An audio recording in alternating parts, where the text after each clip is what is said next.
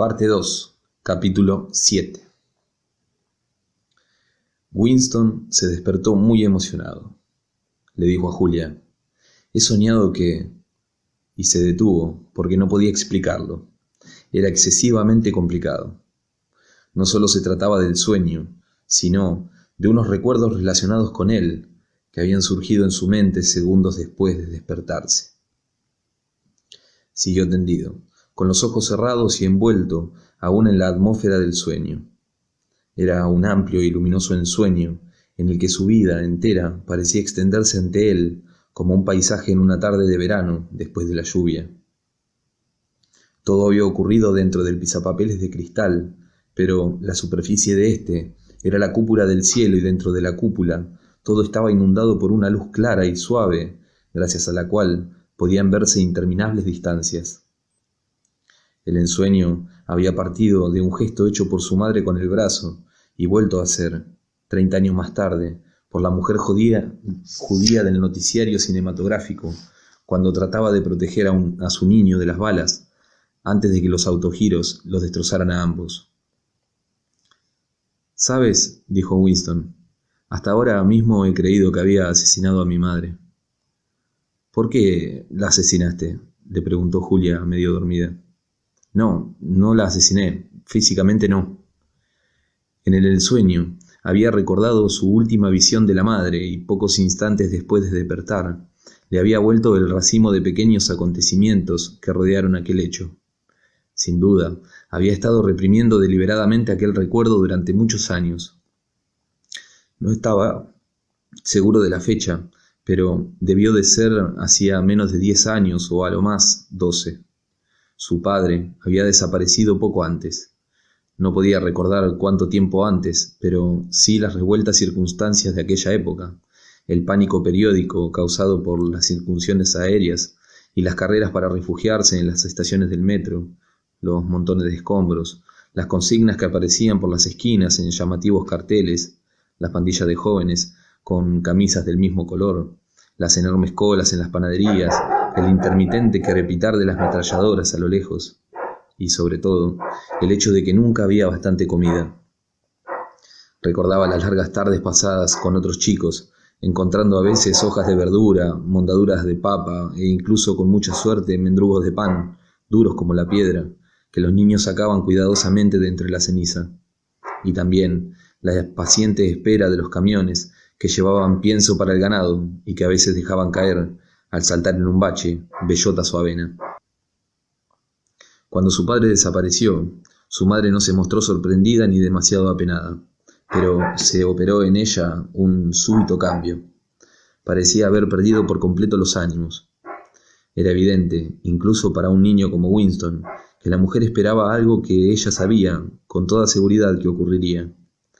Hacía todo lo necesario. Guisaba, lavaba la ropa y la remendaba, arreglaba las camas, barría el suelo, limpiaba el polvo. Todo ello muy despacio y evitándose todos los movimientos inútiles. Su majestuoso cuerpo tenía una tendencia natural a la inmovilidad. Se quedaba las horas muertas, casi inmóvil en la cama, con su niñita en los brazos, una criatura muy silenciosa de 2 o 3 años, con un rostro tan delgado que parecía simiesco. De vez en cuando, la madre cogía en brazos a Winston y le estrechaba contra ella, sin decir nada.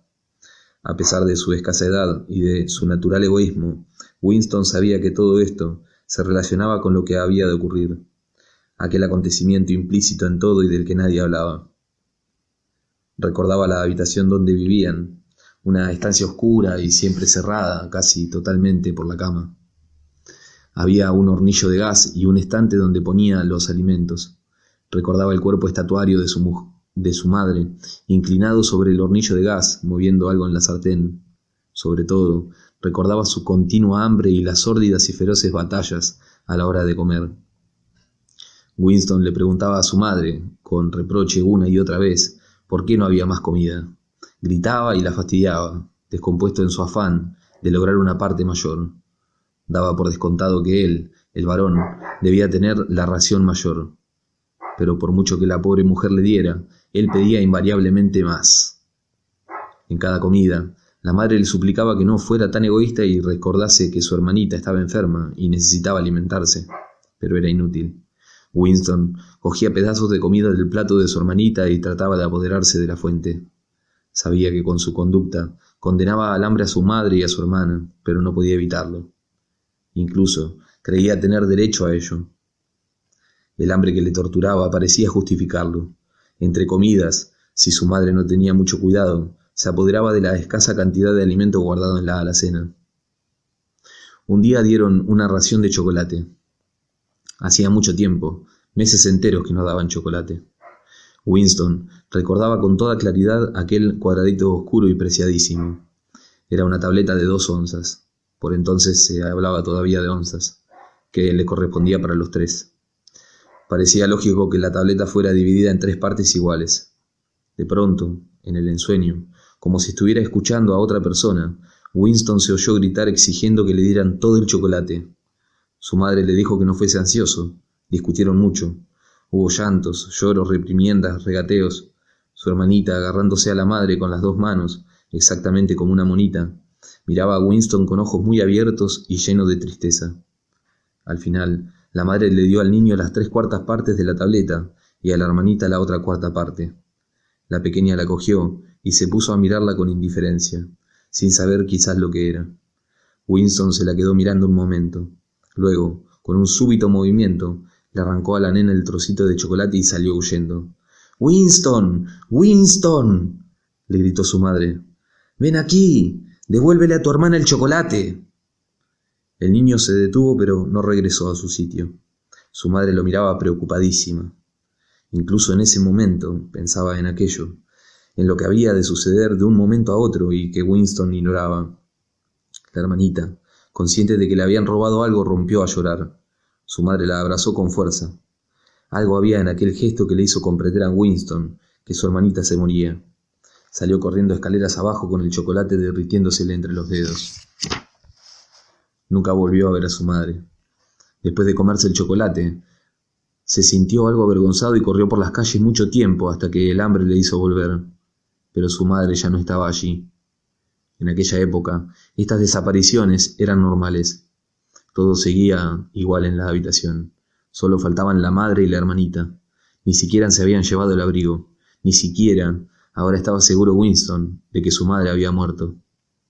Era muy posible que la hubieran mandado a un campo de trabajos forzados. En cuanto a su hermana, quizá se la hubieran llevado, como hicieron con el mismo Winston, a una de las colonias de niños huérfanos. Le llamaban centro de reclamación, que fueron una de las consecuencias de la guerra civil. O quizá la hubieran enviado con la madre al campo de trabajos forzados, o sencillamente la habrían dejado morir en cualquier rincón.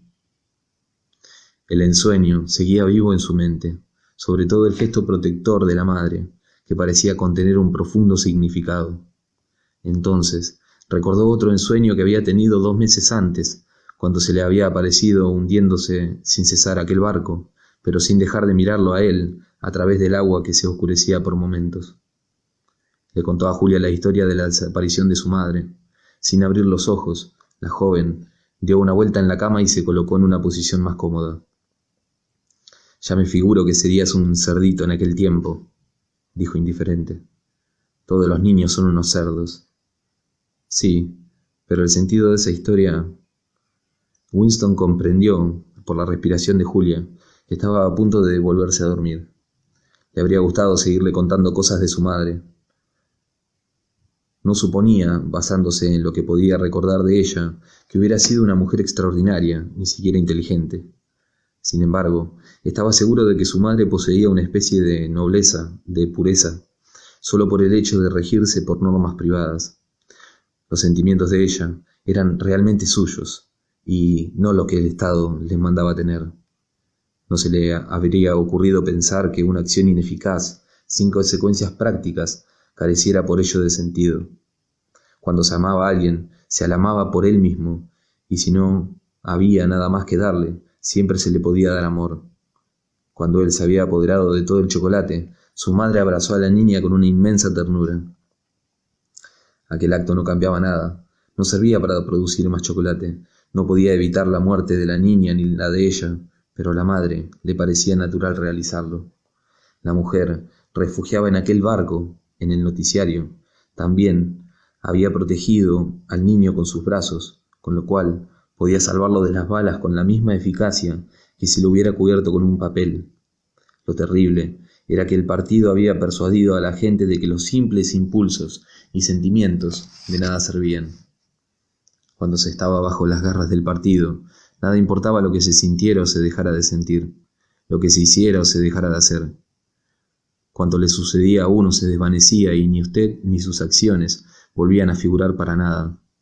Le apartaban a usted, con toda limpieza, del curso de la historia.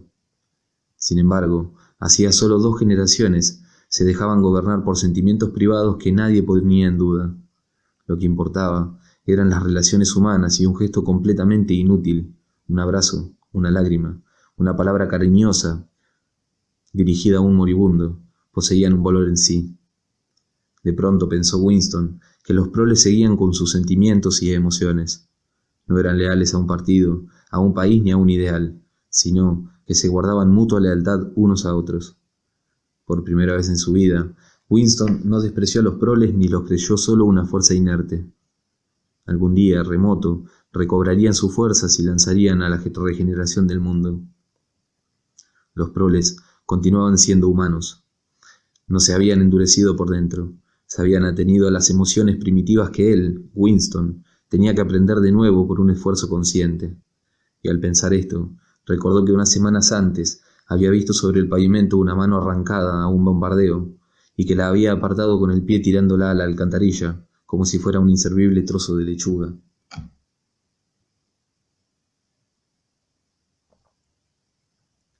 Los proles son seres humanos, dijo en voz alta. Nosotros, en cambio, no somos humanos. ¿Por qué? Dijo Julia, que había vuelto a despertarse. Winston reflexionó un momento. ¿No se te ha ocurrido pensar, dijo, que lo mejor que haríamos sería marcharnos de aquí antes de que sea demasiado tarde y no volver a vernos jamás?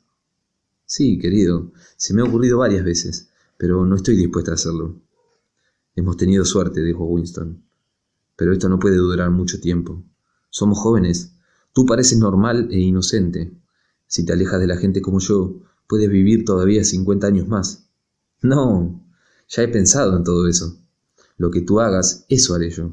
Y no te desanimes tanto. Yo sé arreglármelas para seguir viviendo.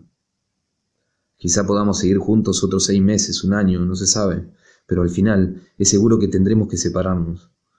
¿Te das cuenta de lo solos que nos encontraremos?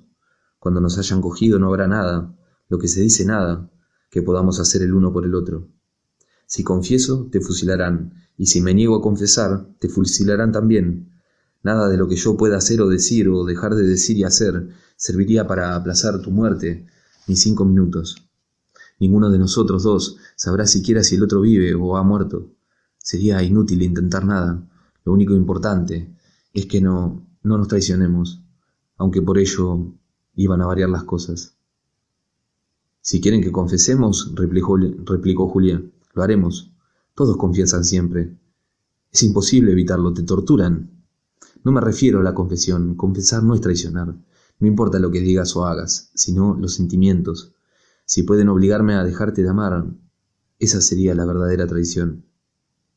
Julia reflexionó sobre ello. A eso no pueden obligarte, dijo al cabo de un rato. Es lo único que no pueden hacer. Pueden forzarte a decir cualquier cosa, pero no hay manera de que te la hagan creer. Dentro de ti no pueden entrar nunca. Eso es verdad, dijo Winston con un poco más de esperanza. No pueden penetrar en nuestra alma. Si podemos sentir que merece la pena seguir siendo humanos, aunque esto no tenga ningún resultado positivo, lo habremos derrotado. Y pensó en la telepantalla, que nunca dormía, que nunca se distraía ni dejaba de oír. Podían espiarle a uno de día y noche, pero no perdiendo la cabeza era posible burlarlos. Con toda su habilidad, nunca habían logrado encontrar el procedimiento de saber lo que pensaba otro ser humano. Quizás esto fuera menos cierto cuando le tenían a uno en sus manos. No se sabía lo que pensaba dentro del ministerio del amor, pero era fácil figurárselo. Torturas, drogas, delicados instrumentos que registraban las reacciones nerviosas, agotamiento progresivo por falta de sueño, por la soledad, y los interrogatorios implacables y persistentes. Los hechos no podían ser ocultados, se los exprimían a uno con la tortura o le seguían la pista con los interrogatorios. Pero si la finalidad de uno se proponía no era salvar la vida, sino de haber sido humanos hasta el final, ¿qué importaba todo aquello? Los sentimientos no podían cambiarlos. Es más, ni uno mismo podría suprimirlos. Sin duda, podrían saber hasta el más pequeño detalle de todo lo que uno hubiera hecho, dicho o pensado, pero el fondo del corazón, cuyo contenido era un misterio incluso para su dueño, se mantendría siempre inexpugnable.